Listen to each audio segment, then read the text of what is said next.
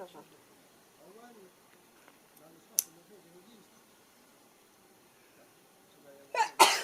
Ai.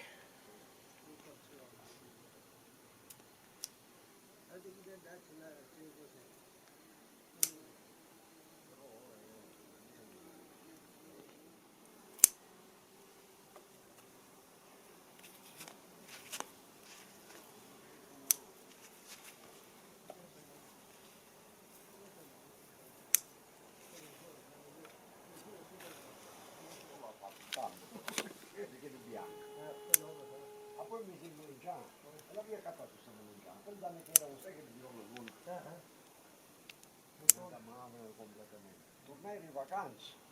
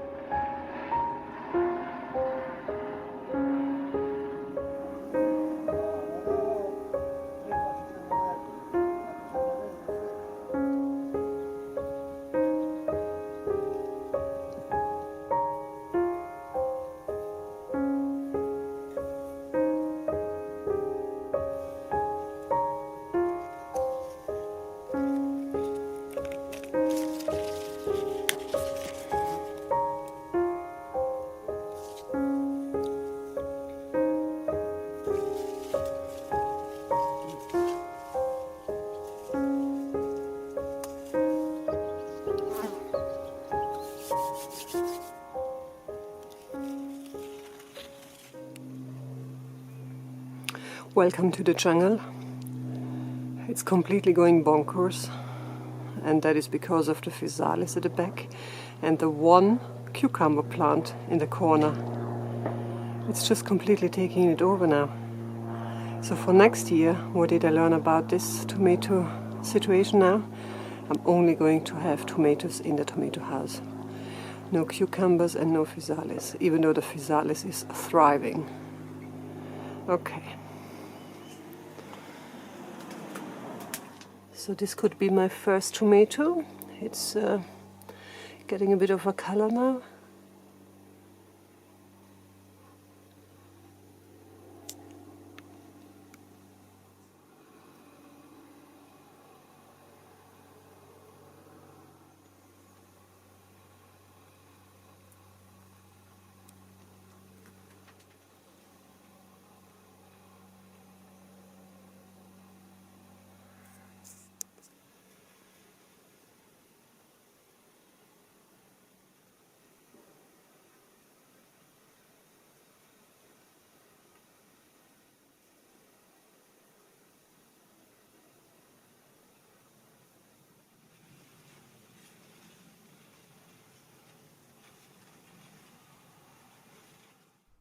Casey Partridge has shared something really interesting. This is about the blossom end rot. I just want to share this information with you if you're not on Facebook. About blossom end rot. Research has shown that calcium deficiency is not the cause of blossom end rot. Eggshells won't correct it. Epsom salts, which are magnesium sulfate, won't correct it. Nor will coffee grounds, Tums, calcium sprays, dairy products, or any of the other things that are usually recommended for it. It just corrects itself. It's not caused by fungus, bacteria, or a virus. It's not in the soil. It's an internal contagion of the plant. The cause appears to be simply environmental. Low temperatures at night, fluctuating temperatures, watering too often, etc. Ammonia fertilizer is linked to it, so some forms of plant food can be a problem.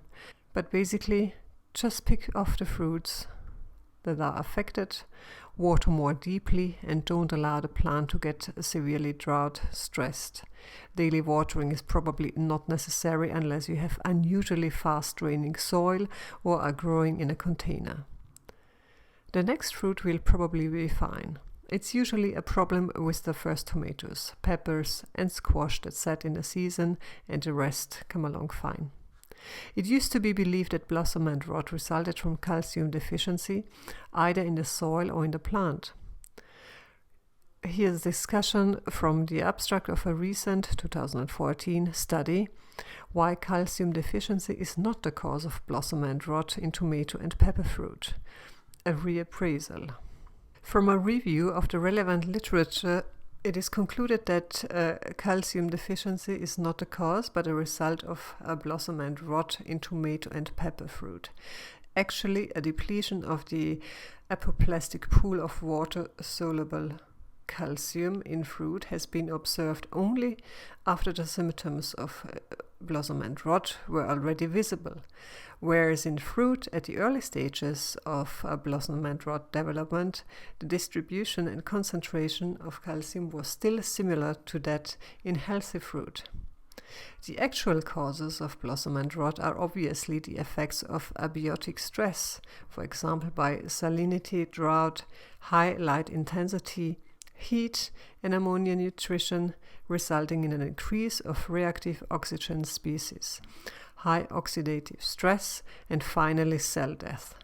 Cell death results in a disintegration of the plasma membrane and tonoplast and a breakdown of the endoplasmic reticulum, thus not following but preceding ion leakage, including calcium leakage and loss of turgor.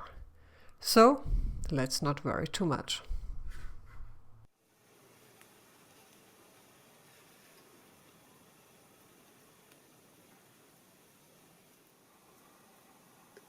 I have quite a few of these. Here's one.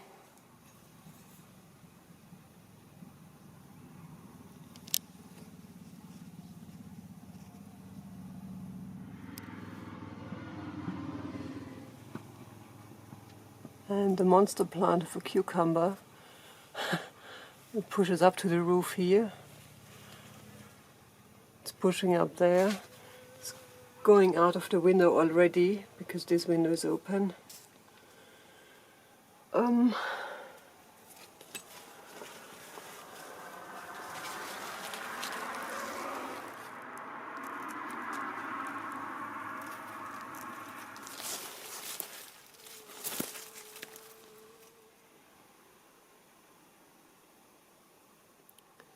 So the nasturtium isn't recovering, doesn't like it, but it looks like the malva is growing out of it now. It's a pity.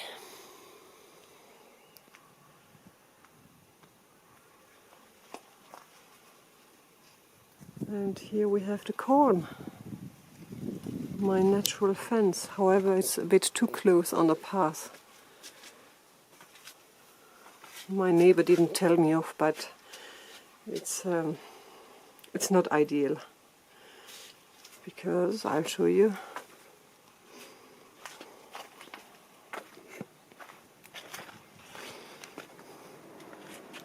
It does block the path. So when you walk past, I mean, I don't care, I just walk past.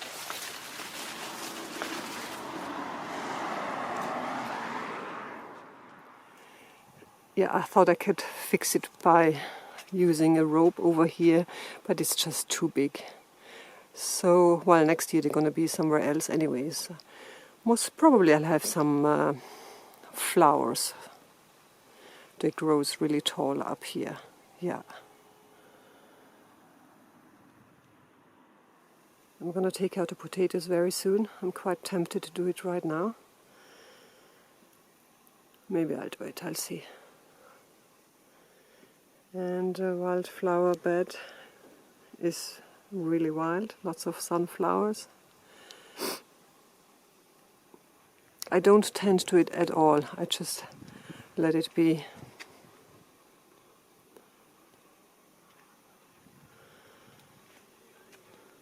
I do have my lizard somewhere. It's around here, but I can't spot it now.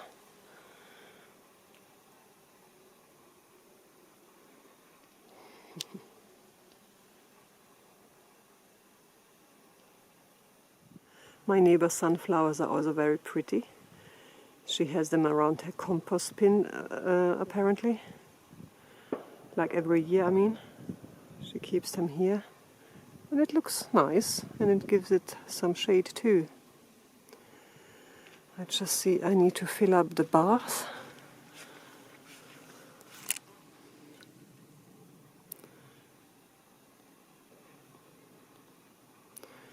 And I need to feed the honey nut and the butternut.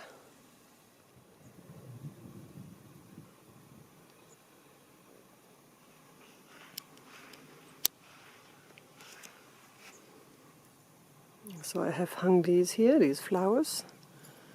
It's made of ceramic, they were on sale because this is chipped, but nobody sees that. And here I have hung some cones.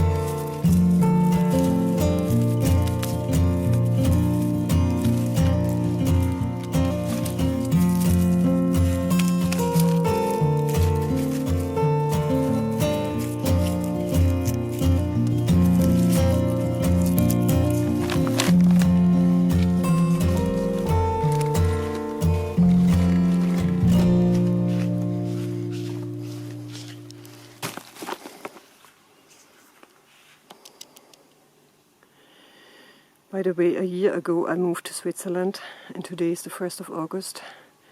It's a public holiday in Switzerland, so happy Swiss National Day.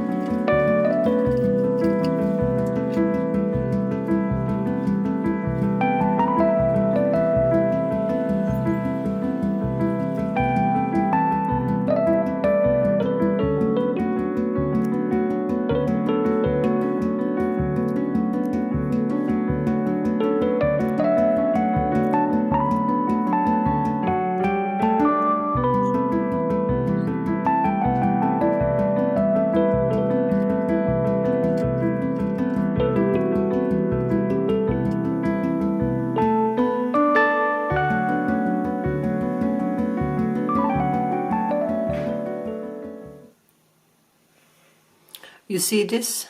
This is a pest on a courgette. It goes all the way around here. Don't know if you've ever seen this. You know, it's still edible.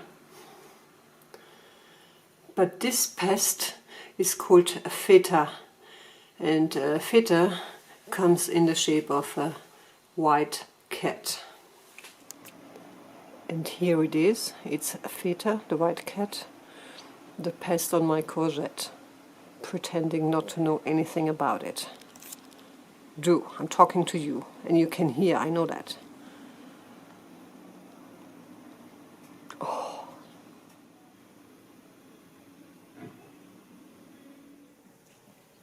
But in other news I can tell you that this lemon-shaped courgette tastes delicious. It has got really a good flavor. This yellow courgette really looks like a lemon. It looks like lemon slices.